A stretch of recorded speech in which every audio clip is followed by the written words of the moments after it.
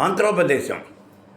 ఈ మంత్రోపదేశం అంటే అనేది ఫోన్ ద్వారా ఆన్లైన్లో చెప్పుకోవచ్చా? ఆన్లైన్లో ఫోన్ ద్వారా మంత్రోపదేశం చేయొచ్చా? మంత్రం తీసుకోవచ్చా? ఇది అనుమానం. నిక్షేపంగా తీసుకోవచ్చు.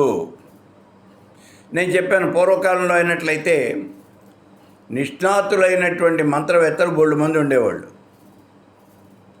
ఎవరి దగ్గర అయినా సరే మనకి దగ్గరలో ఉన్నటువంటి వ్యక్తి, అందులో నిష్ణాతులైనటువంటి వాడు, ఆయన దగ్గర మనం మంత్రం చెప్పుకునేవాళ్ళం. అందరూ నిష్ణాతులే ఆ రోజున. కానీ ఇవాళ గట్టిగా మంత్రం చేసేవాళ్ళే చాలా తక్కువ మంది ఉన్నారు. అటువంటి వాళ్ళు ఎక్కడో 100కి 1,00,000కి ఎవరో ఒకళ్ళు దొరుకుతూ ఉన్నారు. మరి అతని దగ్గర మంత్రం చెప్పుకోవాలి, అటువంటి గురువు గారి దగ్గర మంత్రం చెప్పుకోవాలి అంటే ఎలా?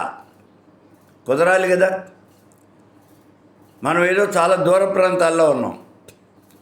ఇప్పుడు మన దేశంలోనే తీసుకుంటే ఎక్కువగా బెంగళూరులో ఉన్నటువంటి వాళ్ళు ఫోన్ చేస్తూ ఉంటారు. గురువుగారు మంత్రం చెప్పుకోవాలంటే మీ దగ్గరికి రావాలా, లేకపోతే మీరు ఫోన్లో చెప్పగలరా? ఎలా?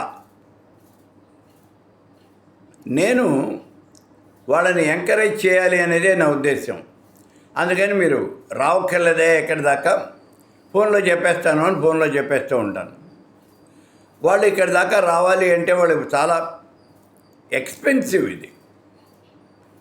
అంతేకాదు వాళ్ళకి సమయం కూడా కావాలి.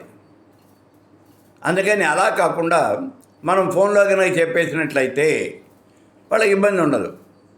కాబట్టి ఫోన్లో మంత్రం చెప్పచ్చు.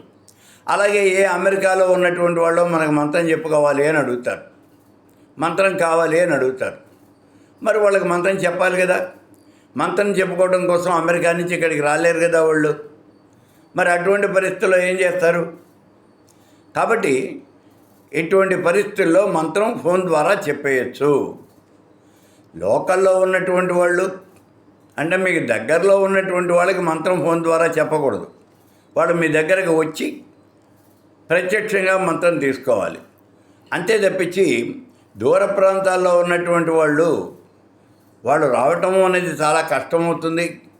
కాబట్టి వాళ్ళకి మనం ఫోన్ ద్వారా మంత్రం చెప్పేయచ్చు.